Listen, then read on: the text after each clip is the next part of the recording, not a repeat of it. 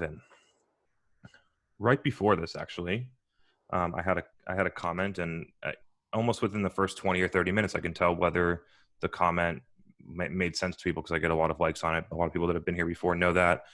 And so the one that I had just recently that I think we could unpack was very simple, which is someone had a post that was saying that you build brand through impressions, and then you can decide on impressions whether those are organic impressions or paid impressions. And my comment was very simple. It said impact and relevance is greater than impressions. Because if impressions was the thing that mattered to build brand, then people would run display ads 100%.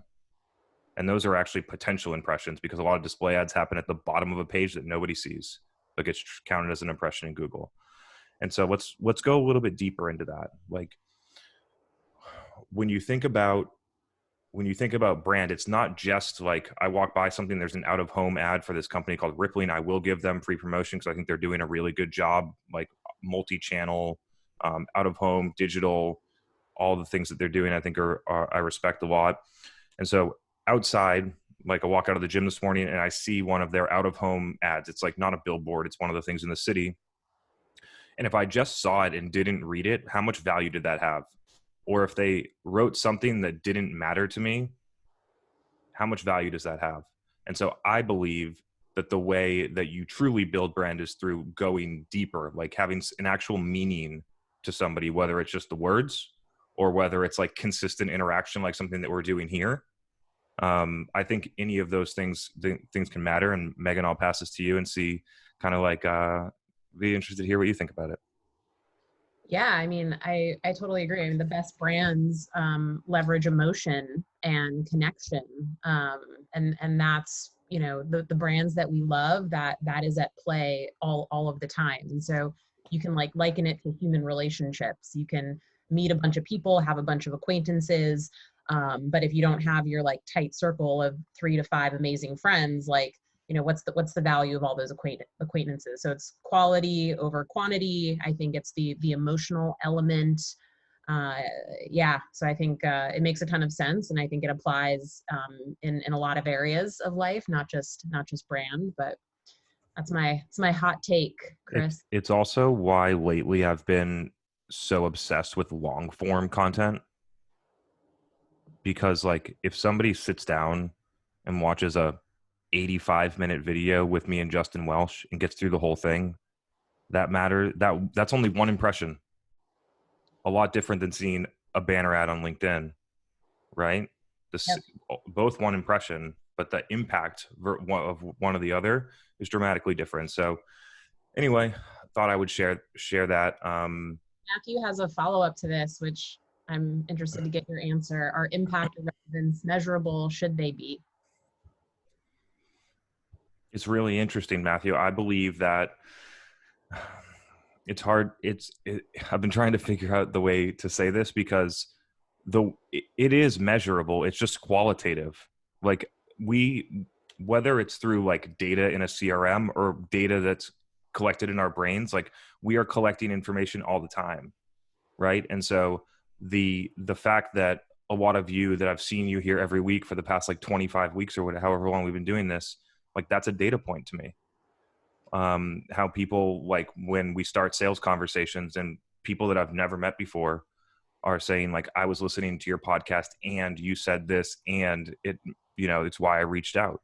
And those points give me insights, not on like some scale of 0 to 100 that tells us how much the impact is, which is why I think a lot of people can't, especially like executives that tend to not understand marketing at a deep level, struggle with things like this. I'm going to have someone on the podcast next week named Jonathan. He's a VP of marketing in a cybersecurity company. And the way that he's doing marketing is incredibly different than everything that I see across all cybersecurity companies. All cybersecurity companies are outbound sales and direct response LinkedIn ads, 100%. And they're like driving most of they do performance marketing, but they're driving most of the impact through PR and like having their subject matter expert. And I don't want to misquote, so we'll let him speak on the podcast, but they're having their chief information security officers inside their company, subject matter expert, weighing in on all of the different breaches and different things like that, and then they put out their thoughts over the internet. And I think it's fascinating. So to get back to your question and answer it simply, I do believe that it's measurable, but not in a way that executives will accept. Prince has another question on this topic that I think we should just tackle while we're. Prince, you made it. It's like 5 a.m. for you. It's funny because Prince sent me. I woke up really early this morning, or maybe it was last night. I can't remember. Thank you. I've been waking up at 4 a.m. every day. Somehow my calendar was messed up yesterday, and but yes, thank you. I did, and I'm excited. Awesome. Good to have you here. And so, yeah, let's jump in. His question, since he's up so early. So he's saying for social organization, the empathy brand value would be somewhat implied. The challenge we face there is getting people to actually convert. Anything different we should try, or any thoughts on that? Yeah, Prince, let's just get a clarifying question in here. When you say social organization, do you mean like a nonprofit that is using donation money to do good, or did I misunderstand that? A social for-profit organization which is trying to solve problems for people, a problem that is impacting people a lot, and there's no one else doing it. The only reason we're doing it for profit is because then we'd be able to scale. If we are a nonprofit, we'd be looking to other people for money. Not helpful. Understood. You want to be a self-sustaining social organization. Precisely. Yes. So it's really interesting on this one. I don't have a ton of experience, but I'll kind of like try and weigh in the best that I think is you have to think about what is the value or the product that you're providing. And it doesn't have to be some like a physical good or a service. Like the value that you could be providing to someone is that they feel better because they donated money and they know they're making a difference. And so it's figuring out whatever the product is and then being able to communicate that to people in a way where it resonates. A key part of this in any marketing strategy is figuring out the segment of customers that have the most affinity to do the thing that you want. There is definitely a group that feels more strongly about the issue that you're trying to solve for than others. And so I would, if you know what that group is, then I would focus directly on them. Perfect. Thank you. Hope that was helpful. If you have another one, feel free. I want to make sure that it was worth your while to get it. I could do a follow-up for sure. I mean, definitely relatable. We have designed now I'm going business lingo, talking about a social organization, but definitely design the services and the platform such as we don't put all our eggs in the same basket, so we're hedging. But all the services, the entire platform is very relatable, and solving a core issue that is appearing more and more, especially during the pandemic. It's affecting our mental health a lot of people that are out there that are without jobs, so on and so forth. Trying to build engagement on LinkedIn, Instagram, even sharing screenshots, not to out people, but just to share, we're losing that sense of empathy. We're losing that sense of humanity. Our social fabric is decaying. But just to build up that engagement organically, it will take a while. Like I have someone who's working on the strategy, talking to her later today, but just how we do more inbound on scale, that's something we're struggling with right now. Yeah, I mean, this is something that for the most part, all businesses struggle with, right? It's like, how do you get more people to convert? And whether you're a small startup that has 4 customers, whether you're a huge enterprise company, you're still trying to get more people to convert. I think a couple thoughts here that, may have relevance, may not, but I'll just kind of talk about them. Is the first one is when a lot of companies execute brand stuff that has very little impact. And we need to distinguish between, and I've done a couple of my LinkedIn posts, maybe we can go a little bit deeper here, make the distinguish like really clearly between branding, colors, logo, messaging, and brand marketing, driving your message to customers, and doesn't have to just be like an advertisement that has a little tagline in it. Like most of the work that I do is brand marketing, and I'm talking about things, but it provides value to people, creates awareness about what I do, and therefore the brand. And so another note, and then we'll kind of move on here, is to try and to potentially think about calling the last 10 to 50 people that did convert, whether they donated money, I'm not sure what your conversion point is, and ask them why and try and understand a little bit more about them. And then ask an open-ended question like, if there was one additional thing or one piece of information or one type of show or one something that we could do for you that would make your life better, what would it be? And see if you get some type of trend when you ask a bunch of people that already converted, because it's really interesting if you think about it. There's a lot of examples for this, but if like there's some, like if you're selling to CPAs, for instance, like, or people that trade stocks or something, like a content pillar about like golf or cars might actually be more effective than a content pillar about finance. It's really and then if they listen to the podcast, they will then figure out stuff about you anyway. And so just a couple weird ways to think about it, that you don't have to be so direct. Like if you're talking about, reducing hunger in a country that you care about, it doesn't have to just be like directly about the issue that you're solving. You can think more about the audience that you're serving. Just some ideas. Hope that was helpful. Makes sense. Thank you. And which is precisely why I'm a fan of your work. That brand marketing post actually triggered the launch. I was trying to make it perfect for the launch with the strategy and everything. I saw your post. I'm like, screw it. The brand makes sense. Let's launch it. And I commented on your post on that day when I did the soft launch. But thank you. Awesome. Thanks, Prince. Thanks for the question. Cool. Just going to do a little housekeeping here, and then we are going to get going, and we will continue. Megan, let me get you off mute.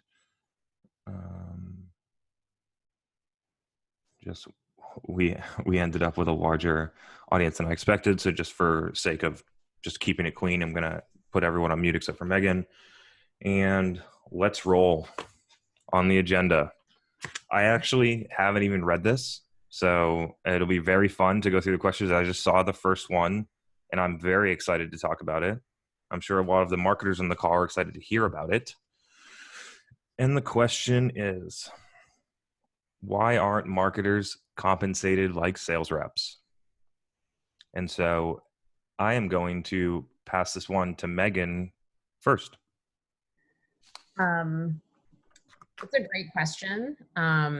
You could also add, and I have, if you know me. Customer success falls in the same category. I agree with this. So it's a good question that actually applies to sort of multiple teams outside of sales. And so I think, I think the plain answer is sales activity is easily tied to revenue.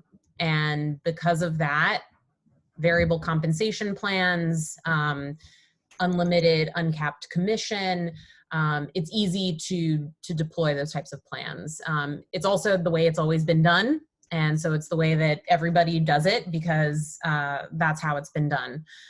I think that there is definitely a perception among executive leadership that sales is the hardest, and marketing success, any other function is almost a support function to them. So I think that perception plays into it a lot as well. I also think, my view, especially on the customer success side, is now in the subscription economy, the customer success team is responsible for retaining the bulk of the revenue for the company in year. And so you could argue that they're carrying the revenue number for the company in many ways. And then you look at it from a marketing angle, and if marketing is doing the right thing, they're responsible for driving future growth that hasn't fully been realized yet. These two functions are critical for a company to continue to exist. And so I think it's just being stuck in the old way of doing things. I think it's easy to put a comp plan together based on their activities because they're so black and white and measurable. It's funny because Chris and I have been talking a lot about sales compensation recently, and I actually have gotten to the point where I hate commission and variable compensation plan. I am of the belief that we should just pay people a salary like we pay a product manager, an engineer, a marketer, find people that are intrinsically motivated to do the right thing. people will always game a comp plan. They're way more complicated than they need to be. They get so convoluted. I don't even think that they're easy to tie back to company results.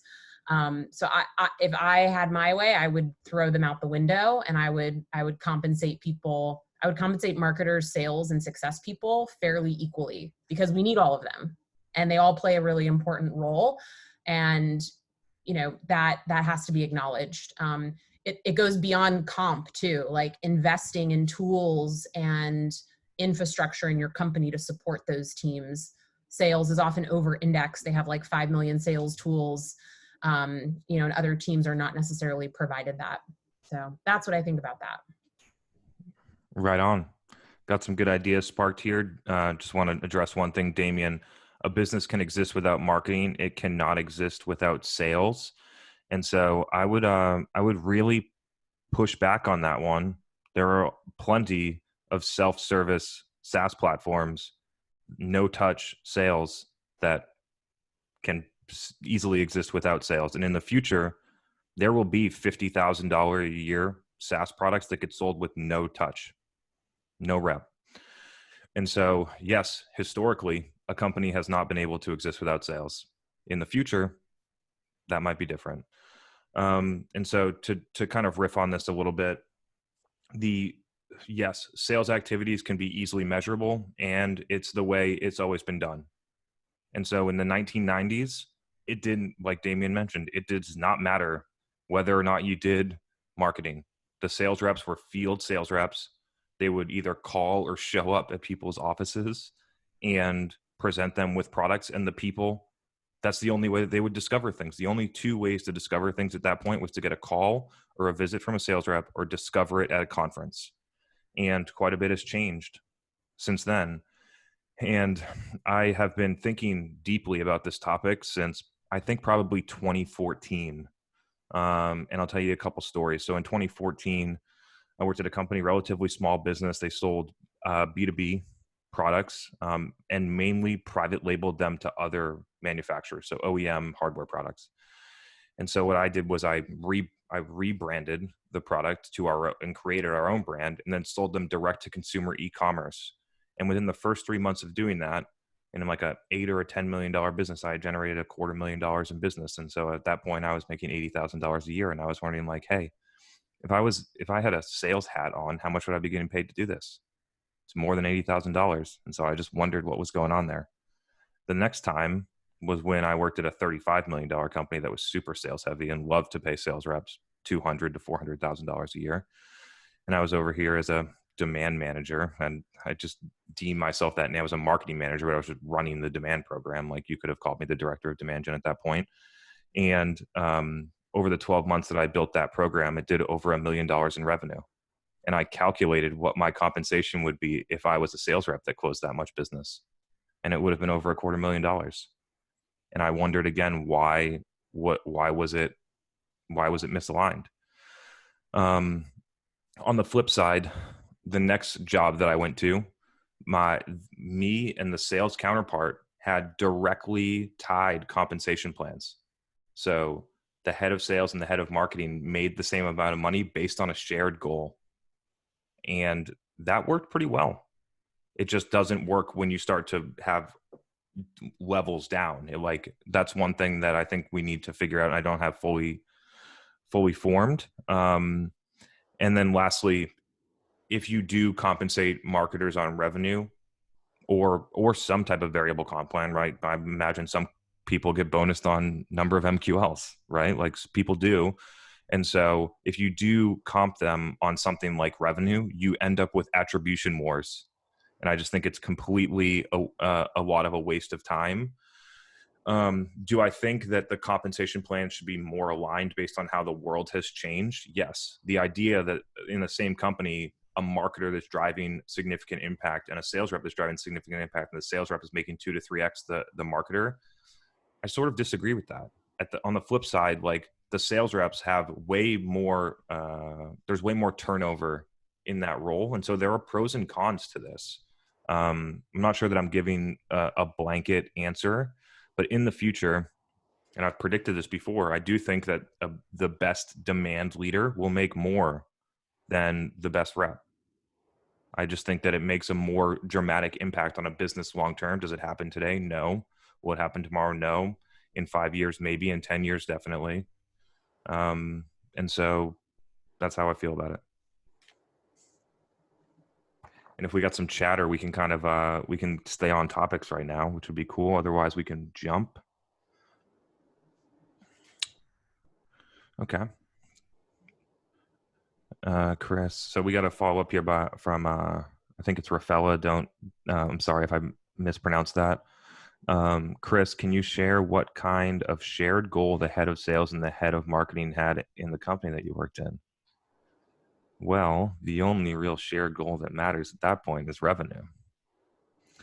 And so that was the shared goal, and the sales counterpart and I were a team to deliver on that number. Now, the problem with doing it that way, if you don't have the right people in place, is that your marketing person becomes more like a salesperson.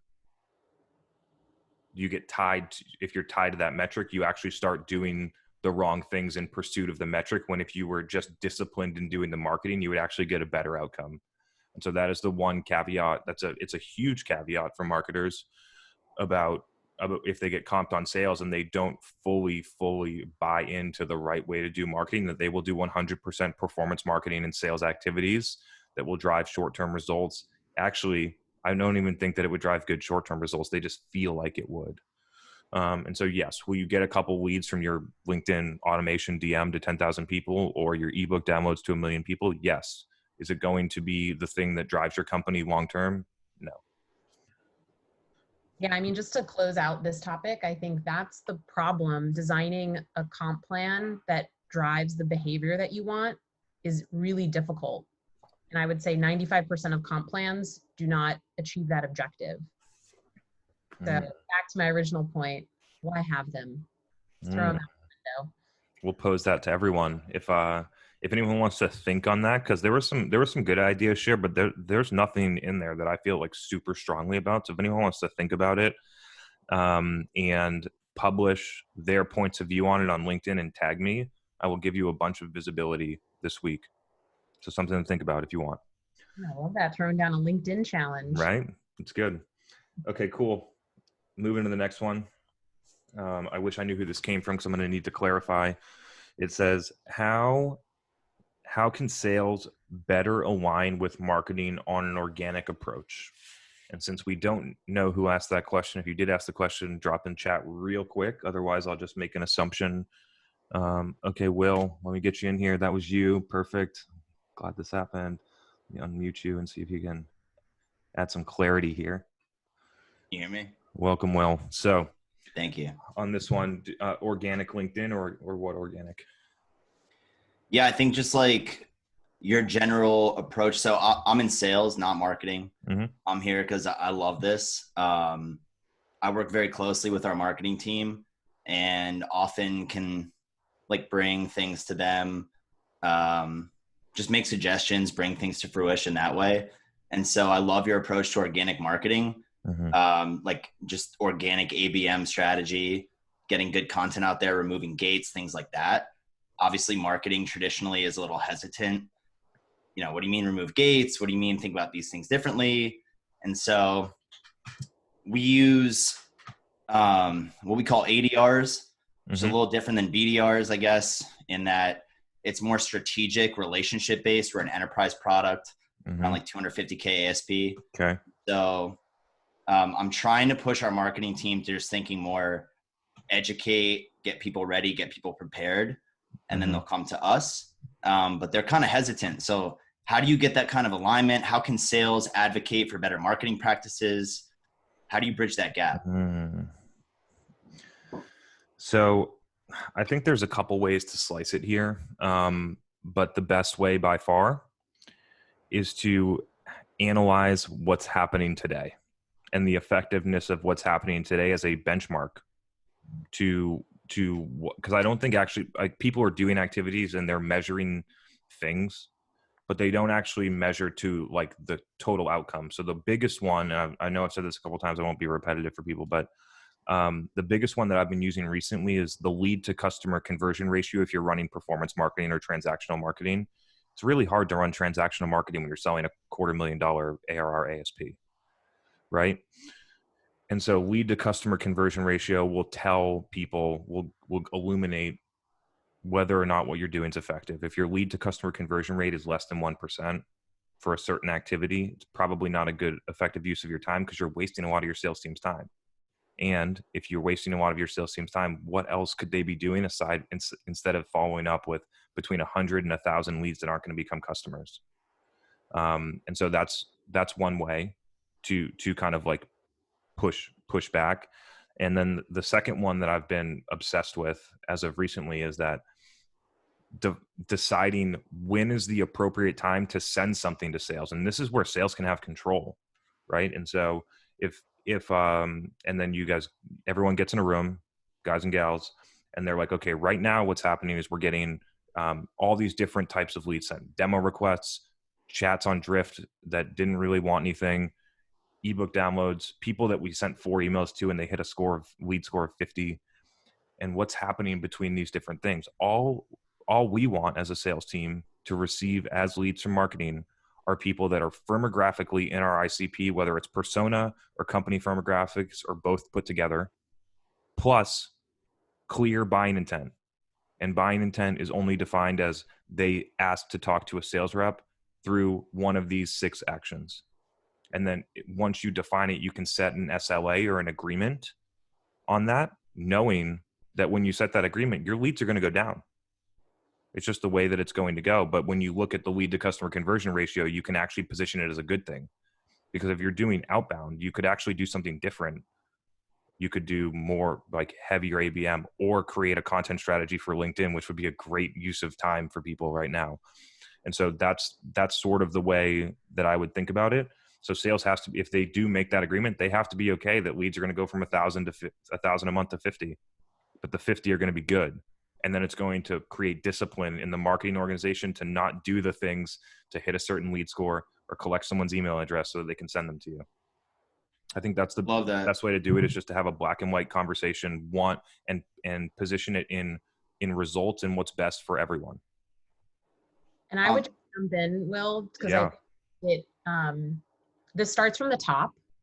If the executive team is not bought in, Chris's approaches make a ton of sense, but the task at hand is how can you shift the perspective of your CRO, your VP of sales, the CMO.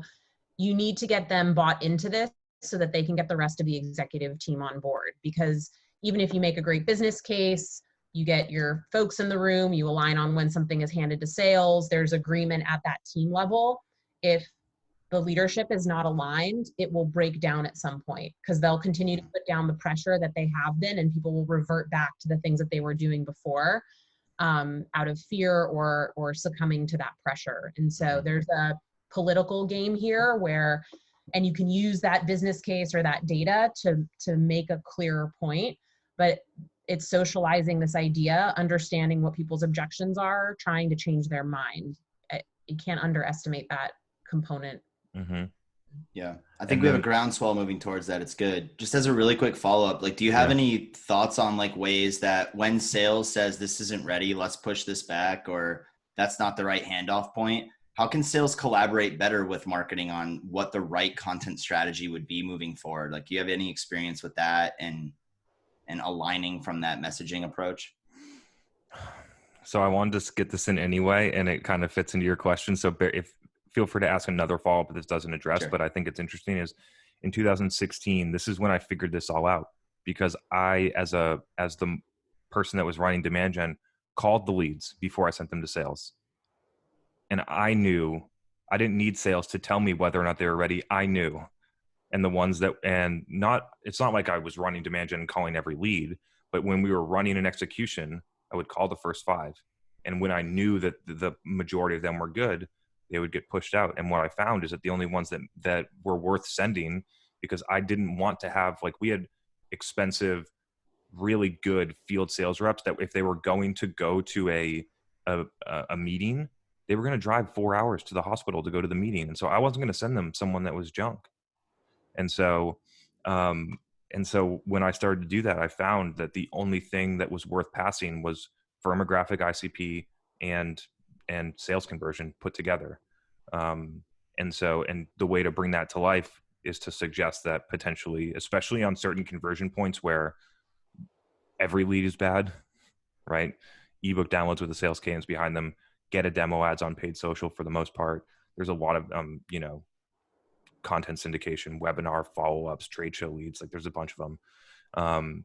To just ask the marketing team to give them a call and see what they see for themselves. I think when you actually see it, like it made a big difference for me.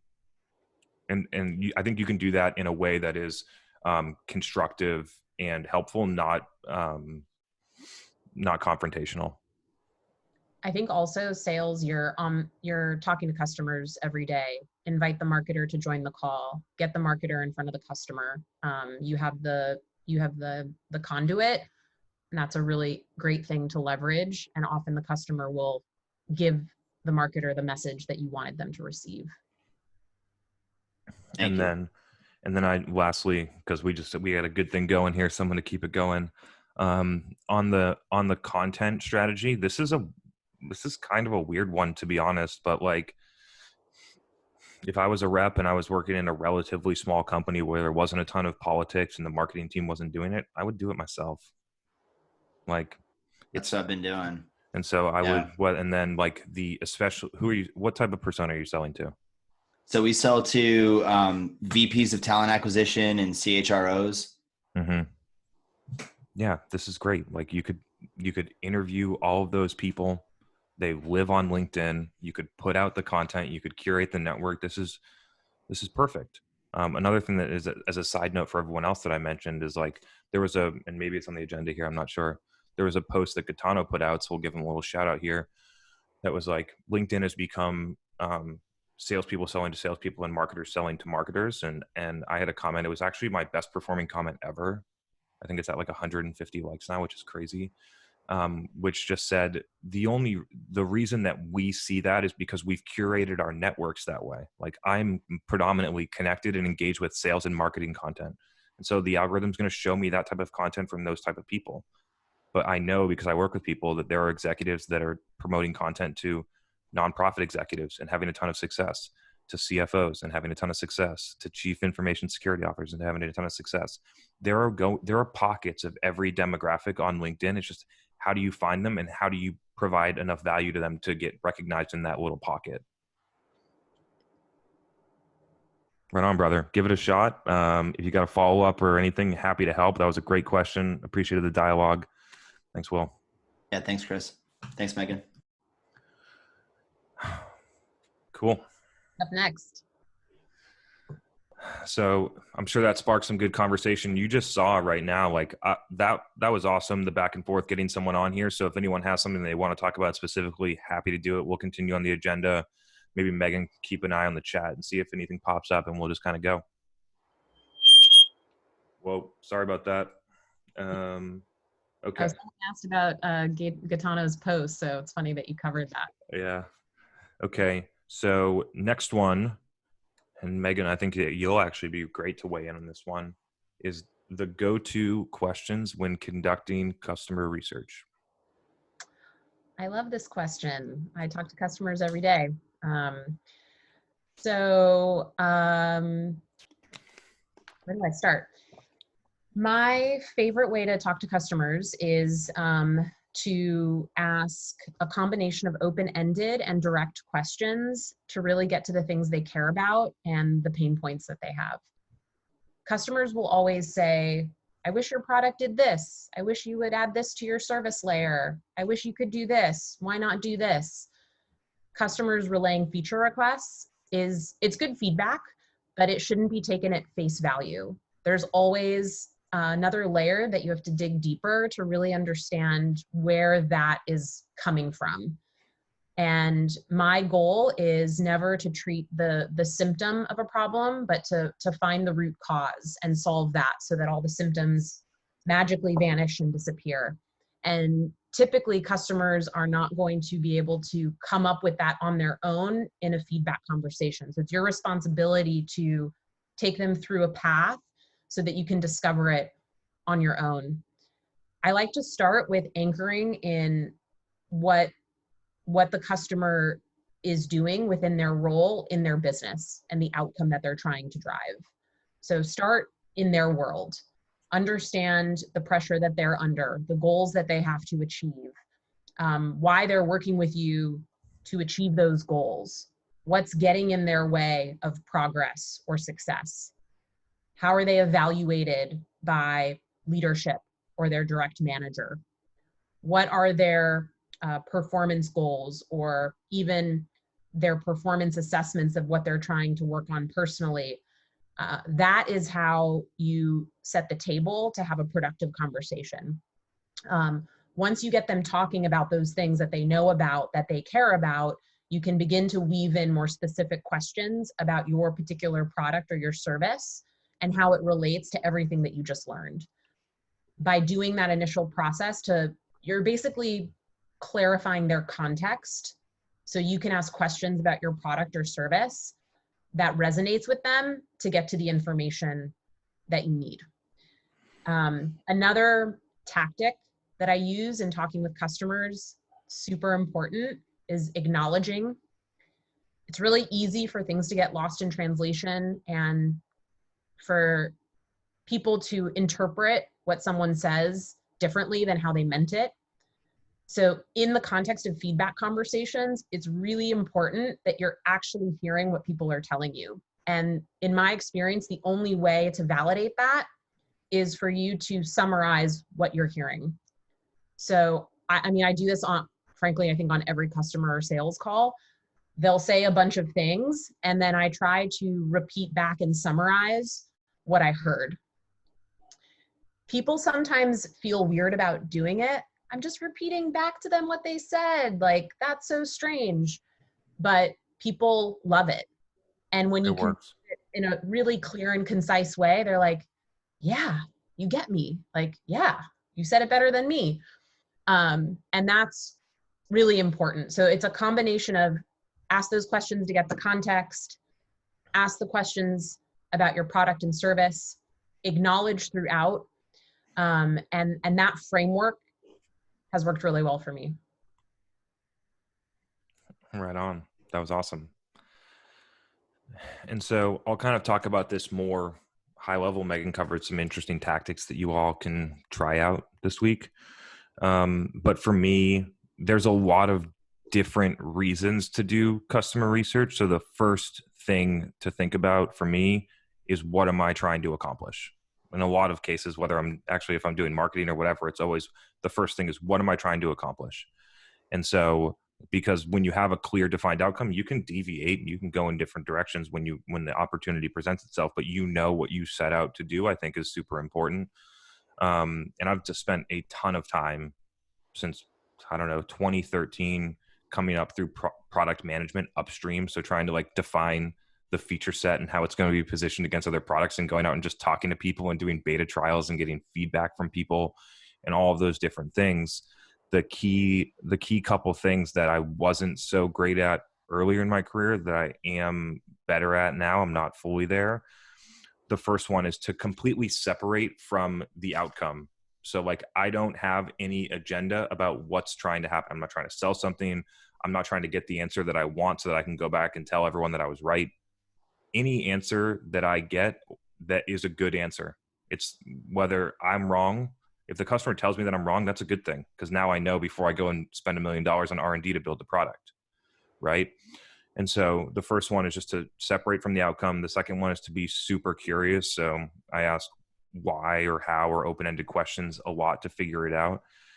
And then the last piece, depending on what you're trying to accomplish, specifically when I was doing like more on the downstream side, a couple key tactics that worked really well for me is to, before I went out and talked to the market, I would talk to thought leaders. And so before I went to like a normal hospital that was selling a product, I would talk to the best physicians at Boston Children's Hospital in Cleveland, Rainbow Children's Hospital, all these different places, because it gave me the understanding at what the answer should be, right? Like the best doctors this way. What happens when you go to the critical access hospital in Iowa? What is the gap between those, the way those people think? What's the gap between the people that use our product versus the one that uses our direct competitor, or the ones that don't use either? What is consistent about those different people? So those are ideas. The last one that I thought has been really helpful, I recommended a lot here. I've recommended a lot early on. I haven't done it recently, so I'll do it for all the people that are new, is job shadowing. I've spent so much time doing it when it was especially definitely for people that are not like you. Like, I don't need to do a ton of job shadowing right now because I'm a marketer and I work with a bunch of marketers and I've done marketing for a long time. But if you're a marketer and you're selling to scientific test engineers or CIOs, like it might be helpful to understand what their day-to-day is like. So some ideas. I hope it was helpful. Ashley had a good contribution in the chat of asking them to screen share how they're using the product, and just watch them, because we might often assume that they're using it differently than they actually are. So that can be a tactic. Thanks, Ashley. Yeah, it's. I mean, I can riff on that for a while. It's super interesting how companies position their products versus how the market uses them versus how I use them. Like, there's several tools in quote unquote my toolbox that I use like one feature out of a huge platform because that's the only one that I need. And you look at other ones where, and I've mentioned 6 Sense a couple of times. I think it's really interesting because for the most part, like at least how I perceive them, and I'm not like super close watching, but I have a brand perception of a marketing tool. And the way that I see it being used is mainly intent data to warm outbound. And so it's just kind of interesting to see how people take technology and then kind of use it in the wild. All right. We got a very relevant one here, and I'm happy to share a couple experiments that we have live, and I will have more data on it next week. So the topic is LinkedIn company page metrics. And I'll get this started with the idea that we are very committed to figuring out exactly how to use a company page and how well it can work.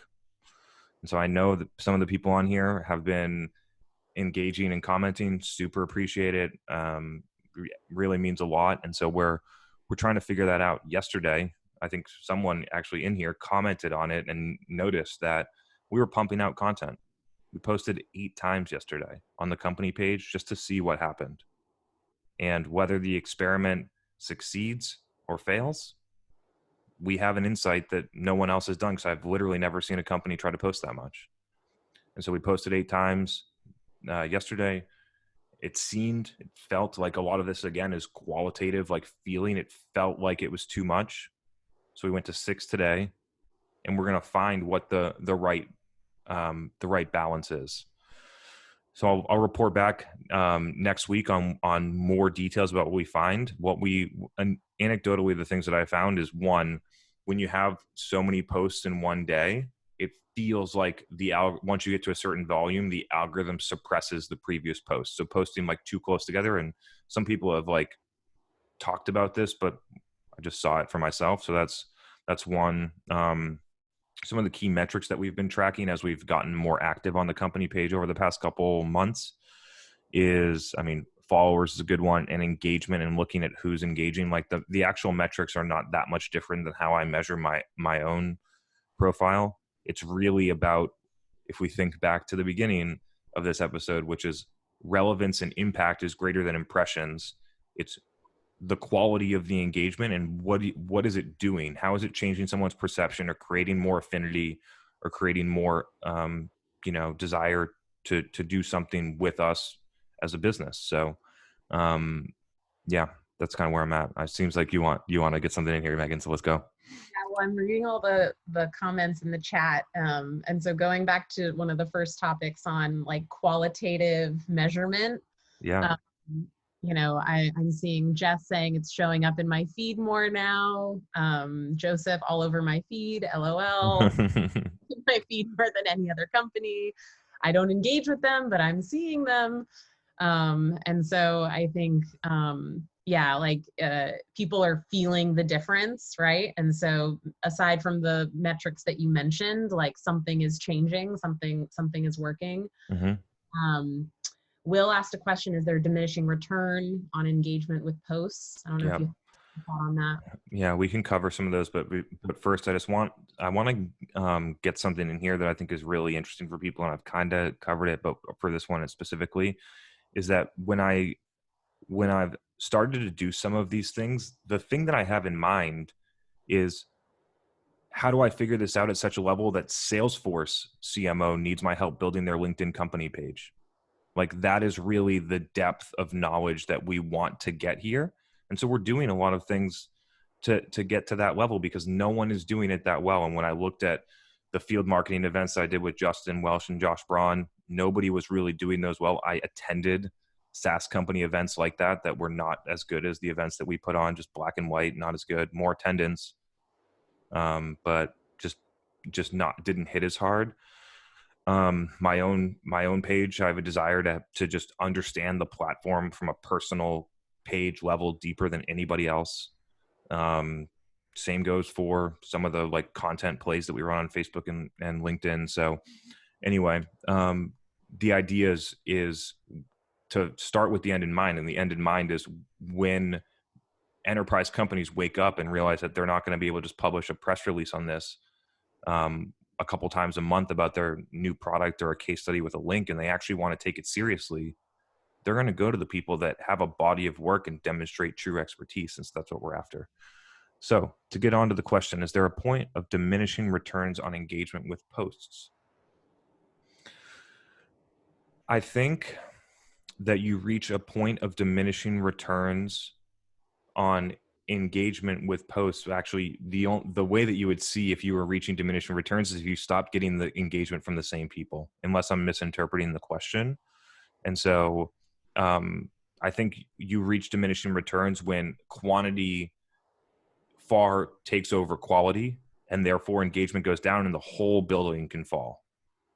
Right? It's like, it's actually a cycle downward. You push out more, the quality goes down, the people don't engage, and they're actually not engaging with several posts in a row because there's so many. It signals to the algorithm that something has changed. They start de-ranking you and you kill your profile.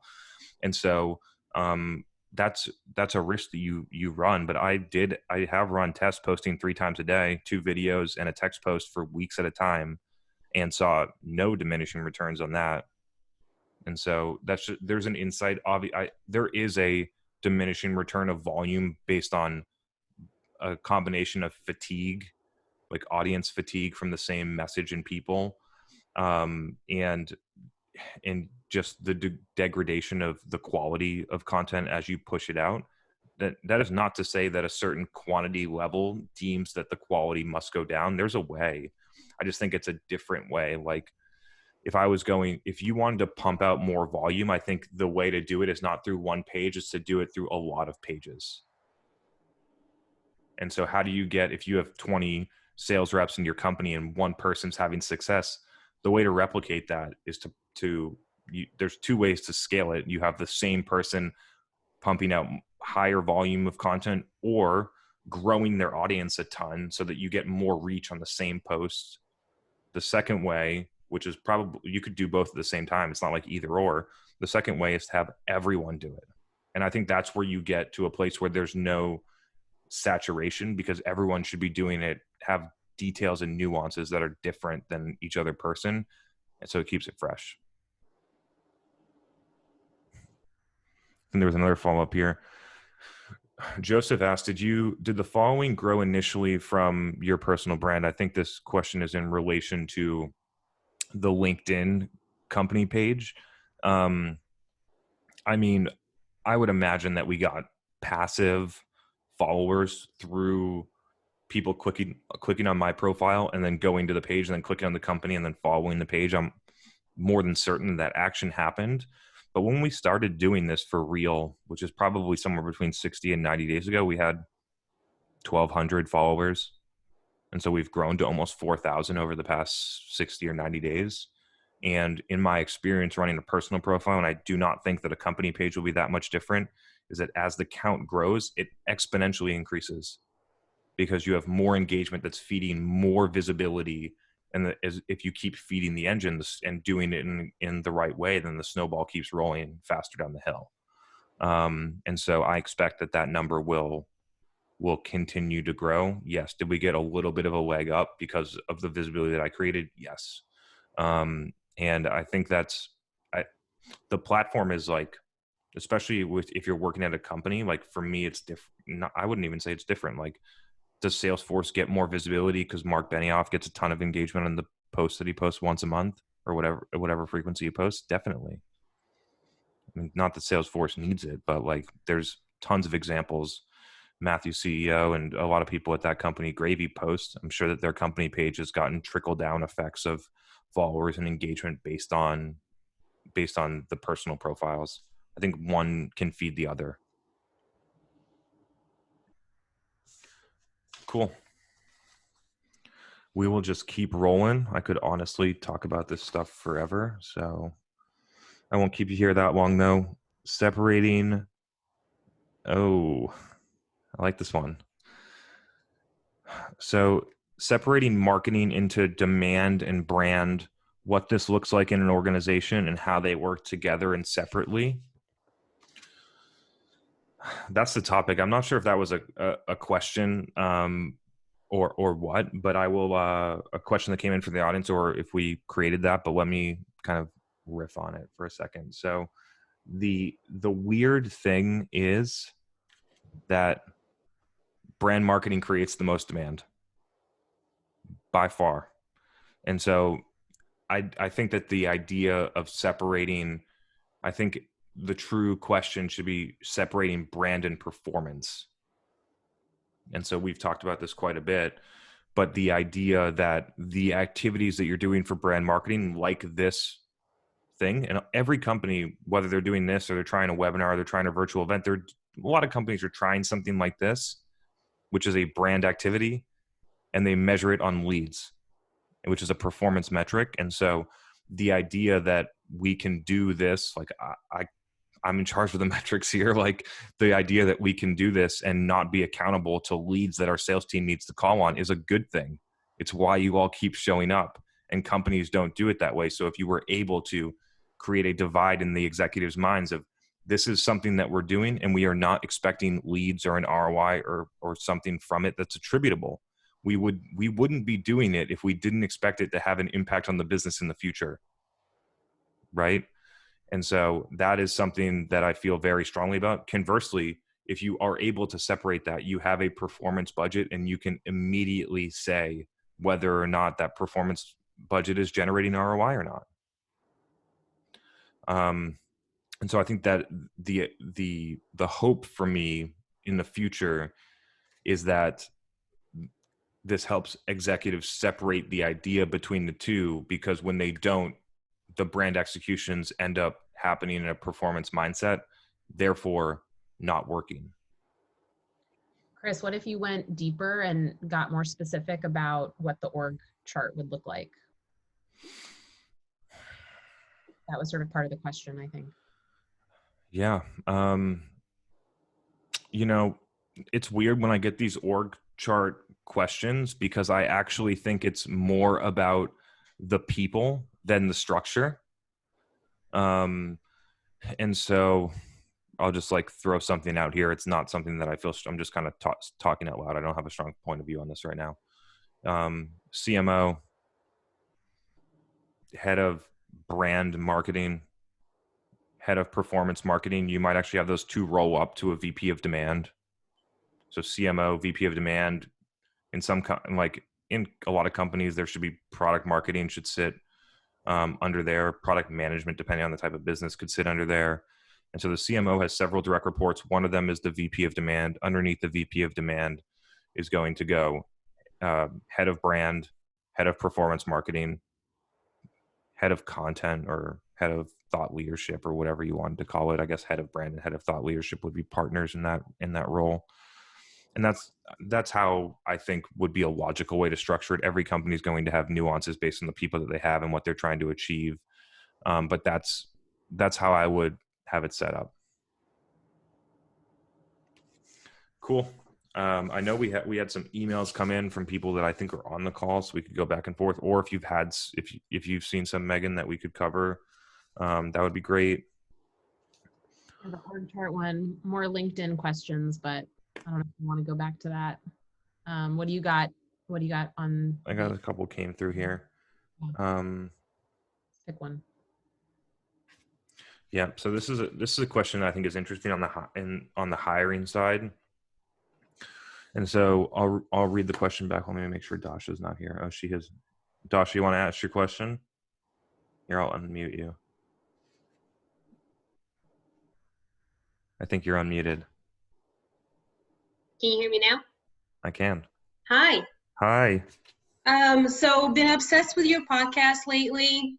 And on one of the episodes, you were talking about how you're hiring for I think it was a marketing manager, and you gave them a project to kind of pretty much build out a plan to start a podcast and build a marketing plan around it and kind of how to get it off the ground.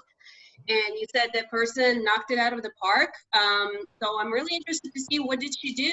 What impressed you so much? And kind of maybe give some best practices, because I think I'm going to start one. Right on. So the project, just of a little background for hiring, is something that I've started to do over the past 2 years. And every time I do it, it easily tells you whether or not the hire is right for you and whether you are right for the hire. It immediately can expose things that might go wrong, or things that you need that they're not able to demonstrate that are critical to their success here. And so I've been starting to implement that. In this one, I knew that the marketing manager that we were going to hire, technically her role was brand marketing manager. And I knew that one of the first things that she was going to have to do was launch our podcast, which is what Dasha mentioned. And I looked and I knew that she had never launched one before. And I knew that it wasn't that hard to do, right? But the key of this one is, it was a couple things. It's, how do you think about the strategy? Can you get stuff done? It's a huge one, right? A lot of people love to talk, but when it actually comes down to actually doing something, they can't do it. And then how do you present your ideas? And are you, the way that you think about measuring things aligned with the way that we see the world?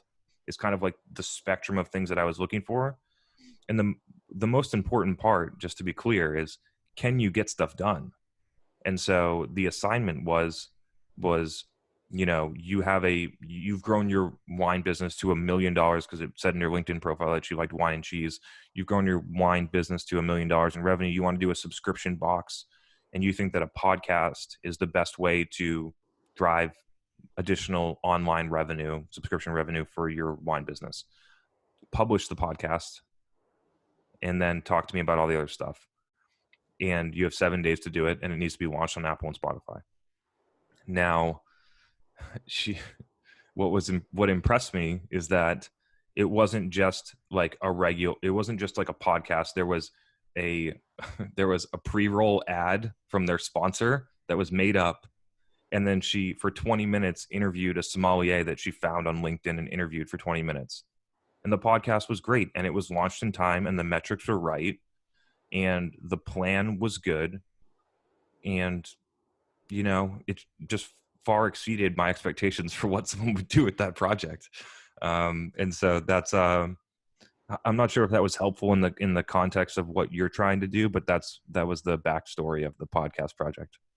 So what did she propose as far as like letting people know about that podcast? What was her marketing plan? To be honest, it was like 6 months ago. I don't remember. I don't remember the details, but I can tell you how we do it. Okay. So the entry point, and we've tried quite a bit of things, but the main entry point is through my LinkedIn. And so I think you need a channel for user acquisition. We've tried, like for other companies that we work with, we have tried paid acquisition of swipe up Instagram stories to subscribe to a podcast. It is incredibly hard to get someone into a long form content stream and engage through paid acquisition. It is really hard. And so I don't recommend that. So you need to have a place to acquire users. The other alternative is like it'll happen organically. Like at this point, like I can see how many people are liking the podcast in the comments. At this point, it's word of mouth, right? So half of it is you need to get the initial spark, but then the most important part is you have to deliver, because word of mouth, whether you're trying to get more people to listen to your podcast because it's valuable, or you're trying to sell more of your product, like word of mouth is the most important thing of anything. And so another, like as a aside, as I think about this, is a lot of the marketing that we do both for my company and for the companies that we work with is to create additional word of mouth. So, to create moments where somebody can reach out to their friend because they know that they use our product, or so that they can, comment and tag their boss in the video that was interesting to them. And so those are some of the things that the word of mouth creation inside of social channels is unlike any other thing.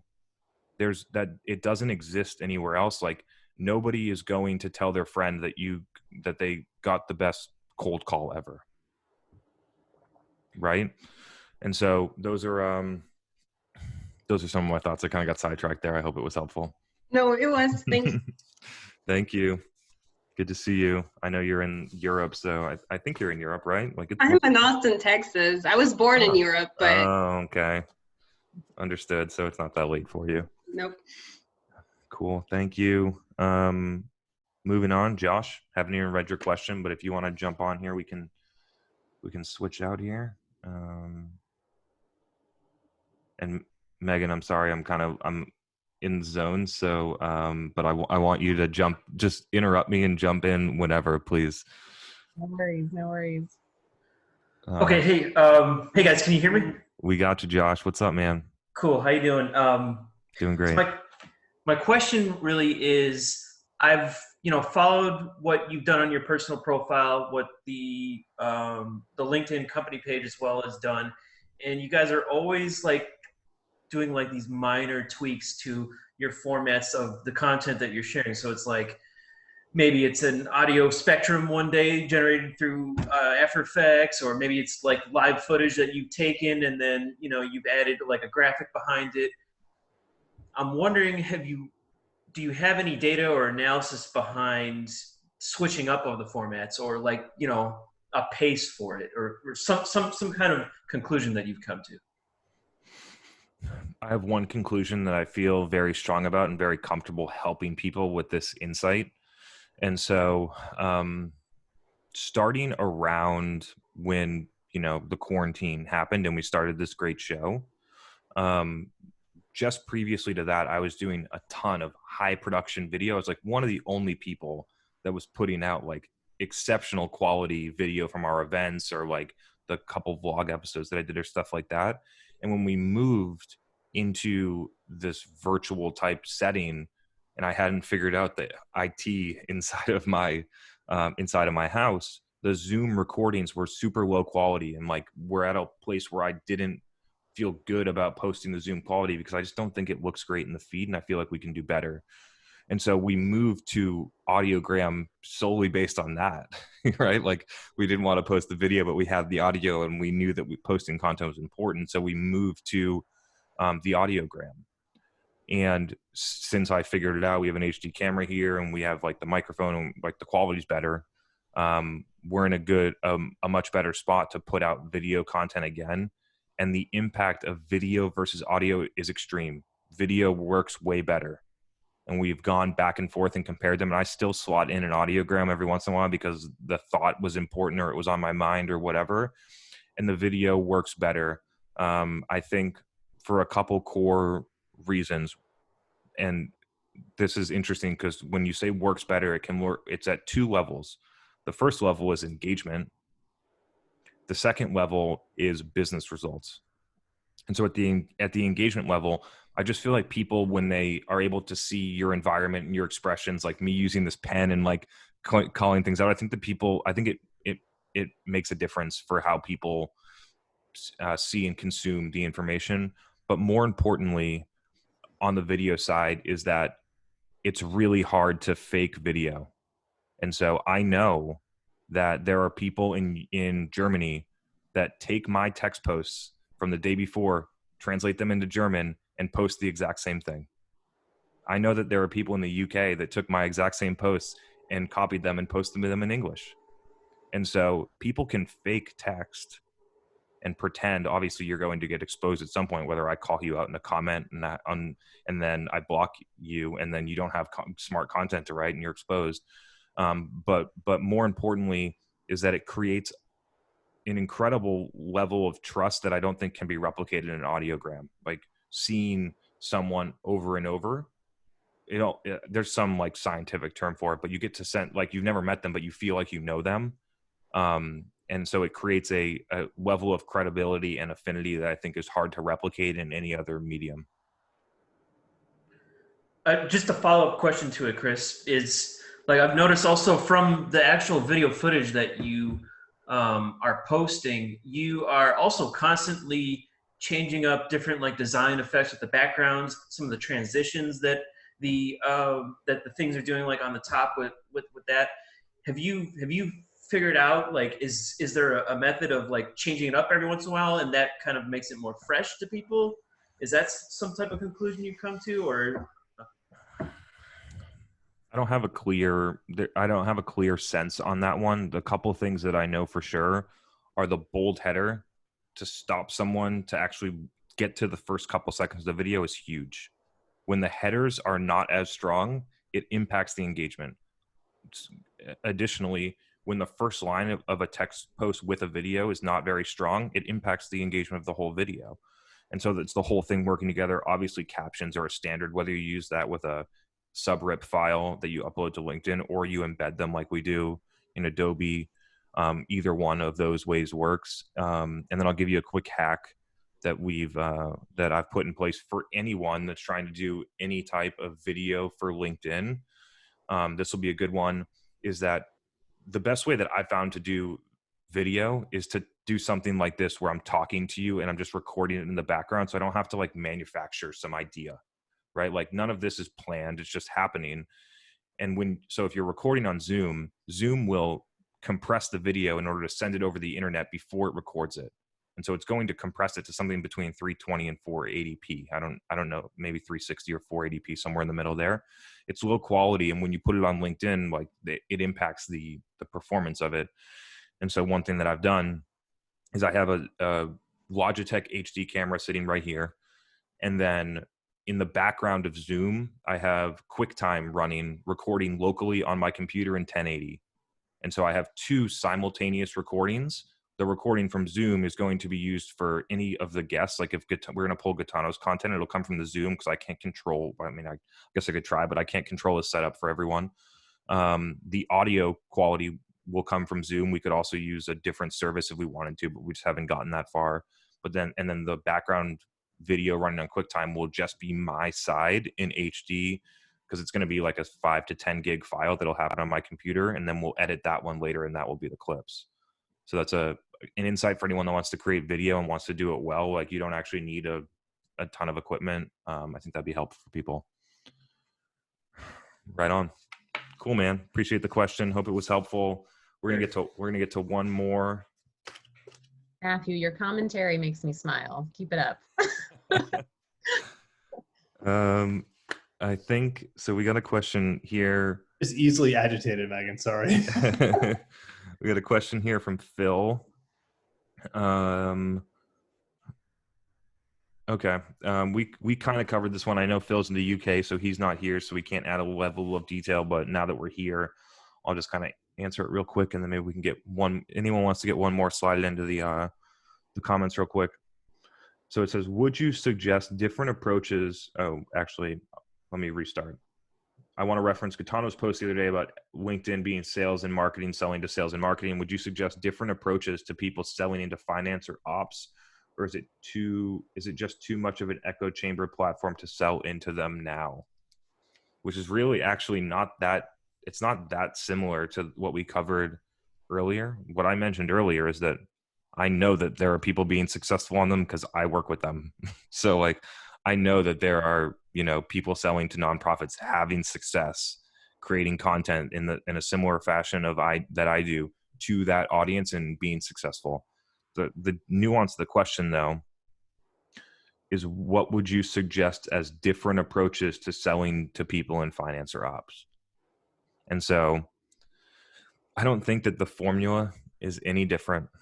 The only thing that changes is your audience and the content, but the overall strategy is exactly the same. You have to know your audience deeply. You have to have someone that has deep credibility in whatever topic you plan to speak on, or somebody that can collect people with deep credibility on the topic that you plan to speak on them to. And then you have to collect them as an audience and distribute content and do it consistently. And so I don't think the playbook, I mean, Megan, you talk to a lot of customer success leaders, which is sort of, I mean, it's commercial, but it's not sales and marketing. So I'm sure you have something to weigh in on here.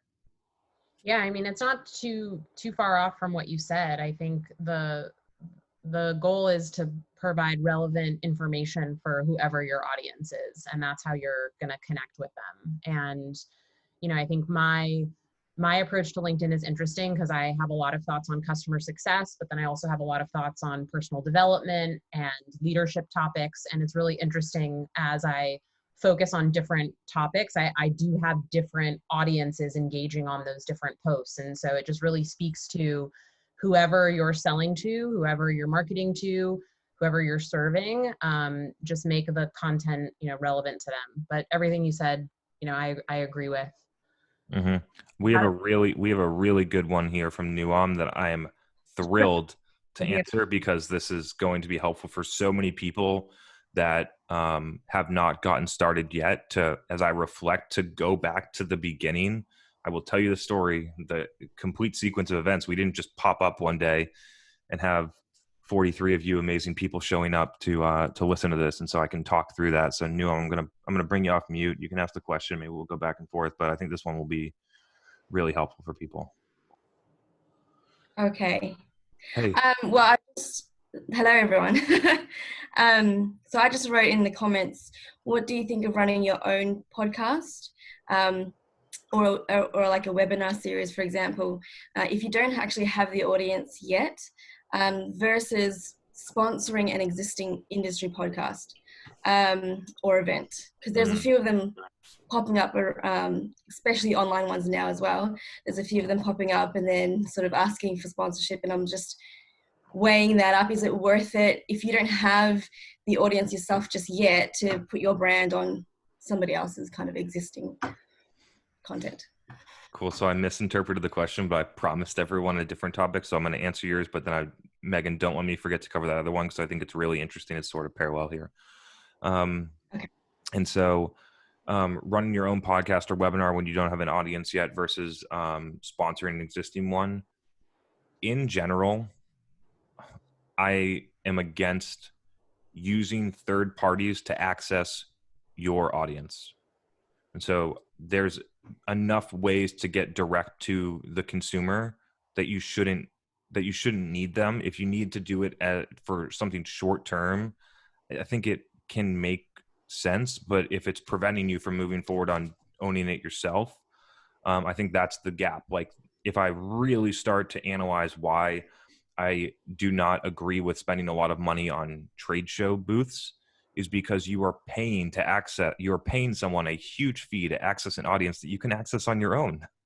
Like, you don't need them.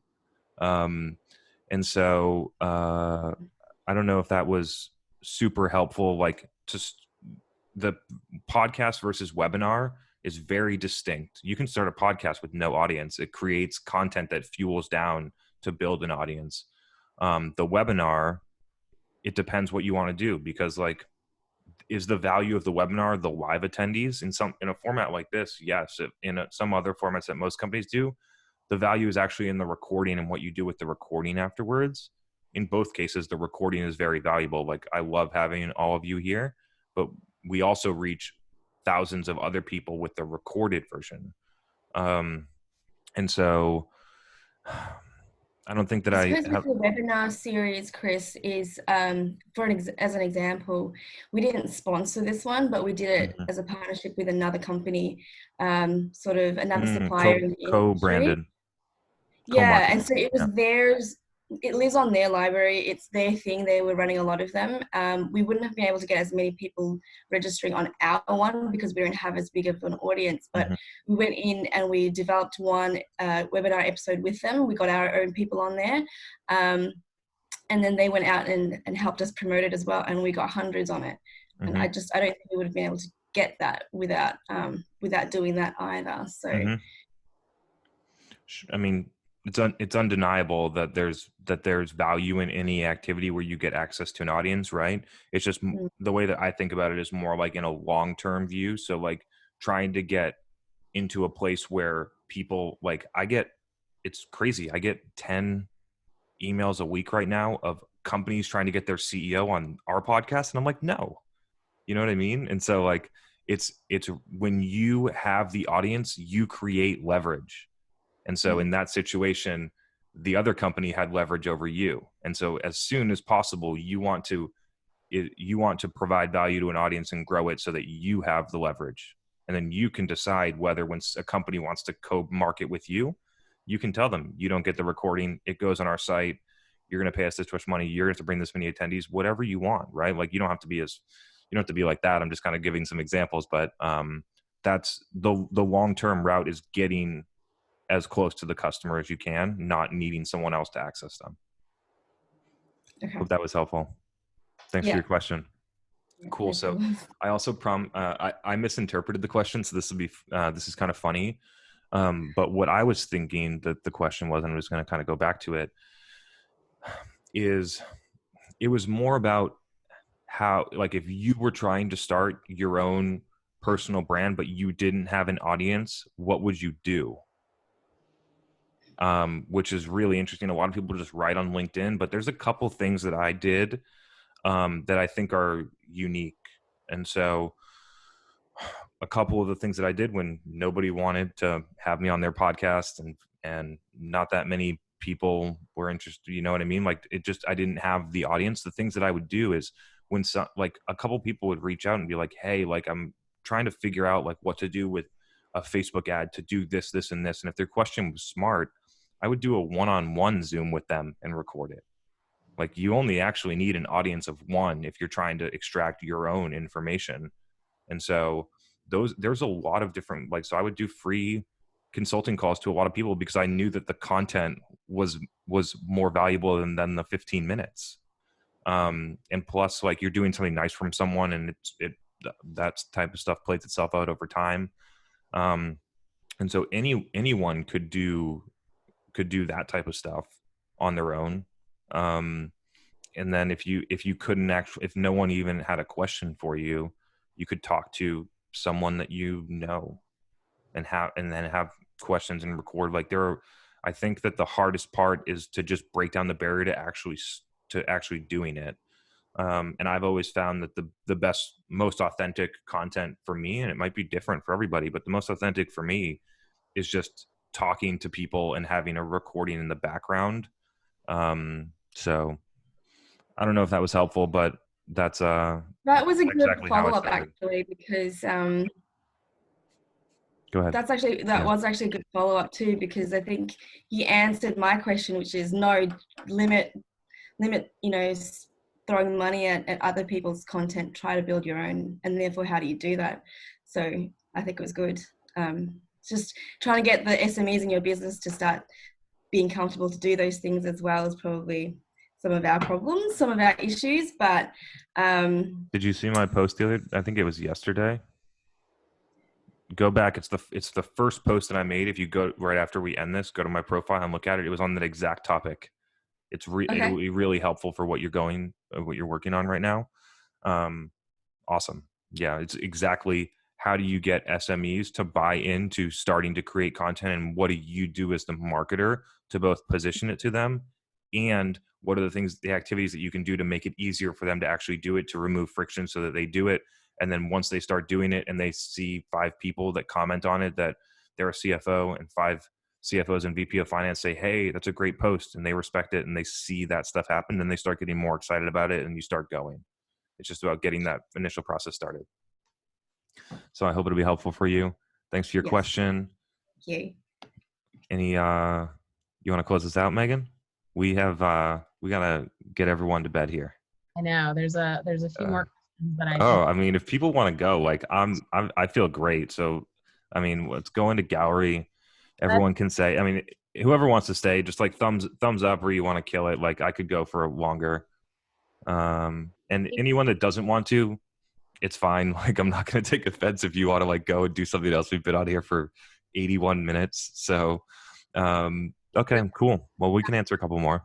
Yeah, he asked a really cool question. So do you think the delivery of content will need to change for some companies? I feel like a lot of people are sharing the same kind of content and packaged up in the same way, particularly on LinkedIn, even with like this type of content. I know you're always thinking about the next thing, Chris, and I think it's actually a really interesting insight, because obviously what you're doing today is working. It works for a lot of other people. If people start doing it today, it will work for them.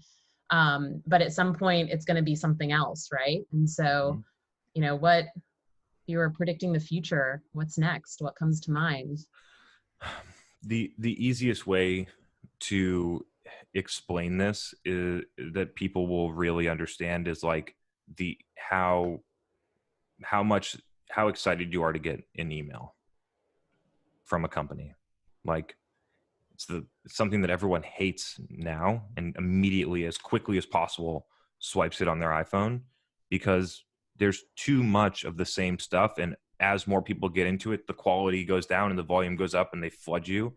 And then you stop caring about that thing. And that will happen on LinkedIn. It won't happen for a while, but that will happen. And it's actually, it's something, it was weird that the question came up, because it was actually something that I've been thinking about a lot. I was actually going to, maybe I was going to comment on something, but the idea that there are, and Gaetano and I talked about this, the idea of employee advocacy platforms where they basically like help people push out content with the idea that like, it's not original, it's not good. Like LinkedIn's going to have to do a very good job with the algorithm to keep people on the platform, because it's going to get flooded with not stuff that isn't good.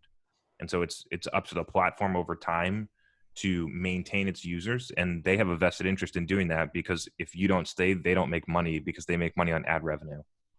And so that's the key really, is the like email. Gmail spends a ton of time trying to figure out how to move the spam to the promotion tab, and actually spam directly to spam, and bulk emails to promotion, to try and keep your inbox clear, because they want you there. They don't want, if they don't do a good enough job on that, you will find a different email provider, and they will lose that data, and then they will have one less touch point that they want from you. And so LinkedIn has the same challenge that will happen more and more over time. Right now, I don't know, I don't want to misquote, but I heard the stat is that there's only 3 million people that create content on LinkedIn. It might actually be lower than that. I don't know. That post content once a week. And when that number goes from 3 million to 300 million, what do you think is going to happen to the quality of the content? And it's who knows what is going to be the next thing. Like, I'm not really sure. There's only so many options of what it could be. Like, it's video or audio or written, and there's only a couple different mediums to send it in. Physical, over a phone, over a computer. Maybe there's be something else that comes out. I'm not sure. But it's just like, when the key of why I feel like I've been able to do well on a couple of these platforms. I mean, if we look at this, my career has been built on a couple core things: getting incredibly good at B2B Facebook ads in 2015, getting incredibly good at running like revenue operations from a marketing lens, like really understanding how to do marketing metrics in 2017 and position that to executives in a way that most marketers don't know how to do still. Those two things. And the third one is moving very quickly on LinkedIn when I knew it worked. And not just like when moving quickly, meaning like I started posting a couple times, like I went all in. And over time, the opportunity goes down because there's more people posting content. So when the opportunity is there, and I will remember this day forever, it was August 9th, 2019, that I said, I am 100% on LinkedIn as hard as I can for as long as I need to go, because there's a huge opportunity. And the more that I do on the platform, the farther I am ahead of other people. And it's not like I'm competing with other people, but you are essentially competing in the feed over time. And so, and as you start to move ahead, you amass an amount that starts to really grow. And so I don't know if that was help. It was kind of just me like talking about some stuff, but the core is who knows what the platform is going to be and who knows what the content type is going to be. It's one, where are the people? And then two, what is the most appropriate content to put in that channel? Yeah, and I think what came to mind when I was reading this question was post-pandemic, whenever most of us can get back to normal life. You mentioned how successful your live events were. I know how you feel. We all know how you feel about trade shows, but I think the in-person interaction, once we can all get together again, I'm excited about how like the different formats, the different ideas, but I think people are going to be craving in-person social interaction, and I think that I'm curious how that will play out, and I feel like that's going to come back in a big way, just because of human nature and our desire to be social and to be with other people, and going this prolonged period of time in like isolation or without. I think that there could be some really interesting opportunities, for people, for companies to think about. Yeah, it's not a fully formed thought, but I think, I think that it'll be really interesting when we can get back to normal, whenever. I love that idea. Like when we can go back to doing those safely and socially acceptably, I will be doing one with somebody that is really smart in one city per month. And the value of the event is, one, you create depth within the 20 to 50 people that show up. I have a couple people planned that it could be like hundreds, because they're just way greater than where I am right now, but that would be cool. But the core value of the event, just so people understand, is the amplification of the content after the event. Like, I'm not doing the event to have you all buy from me. I'd be thrilled if you wanted to work with us, but that is not the purpose of this. The purpose is so that we can create the content based on and help you at the same time. And then we go and we get the value and we distribute the content to other people. And the same thing would go for an event. It's just a different way to execute the same approach. And just to like go back to that, I think I'm curious about what will happen like in the moment with the in-person human interaction. I agree with you on amplifying the event, but the power of being face-to-face again, in person, will be like it hasn't been before. It's going to feel, it's like a rebirth or something, and it happens in that moment, in that room, regardless of how you amplify it later. I just think will be much more powerful because we've been without it for so long. And so that, I don't know, maybe that's like just very psychological or human nature, but I think the power of in-person events like might see a comeback in a way where the trade that were like not good anymore. And I'm not saying it's that format, but Jess, there'll be some novelty to it again. I just think, and being able to create that emotion, back to the brand discussion we were having at the beginning, right? Like, I think it's interesting. And for the people that think about it the right way and create the right environment, the right conditions, bring the right people together, I think there's some interesting stuff there. Right on. I hope I don't pronounce this incorrectly. Is it Zeneb? Zenab, yeah. Well, Zeneb. that's good. Yeah, you can call me Z if it's Z. easier. Okay, Yeah. perfect. Well, the name looks so familiar because I love the comments that you have on my post, and you have a great question here, and I have some pretty clear thoughts on this one. So let's do Awesome. it. Thank you. Do you want to ask it? Maybe we can go back and forth. Yeah, I don't remember in which episode you mentioned this, but you had talked about image versus video on LinkedIn ads. And you were running some tests and you were going to share some results. So I don't know if I missed it in any other episode I wasn't able to listen to, or are you still not done? We are doing a ton of testing between single image, video, and carousel across Facebook and LinkedIn. And there's two couple points in this. One, you should always test. The second one is it really depends on how you measure it. And so when we're running traffic ads, like for instance on LinkedIn, we're going to run a video versus an image with a value prop on it to a product landing page, with the idea of, I hope that the CIO knows more about our product once they go through this, and then if they want to convert, they can, but I'm not measuring it against the conversion. I'm measuring it against the engagement on the page.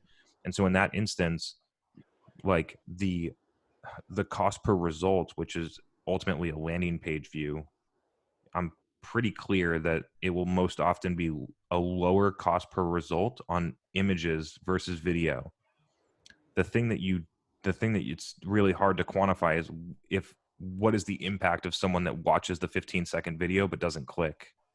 And it's really interesting when you start to, if you really think about it, and I don't think that a lot of marketers look at it at this type of level, and I've started to, and I find it very fascinating, is that if you just look at the platform and you're like, oh, the images cost $4 less per click on LinkedIn, let's do all images. But in reality, like the 15-second view did more damage, more impact to the person than the entire landing page view. And it's just, you can see how the in the nuances it can get complicated.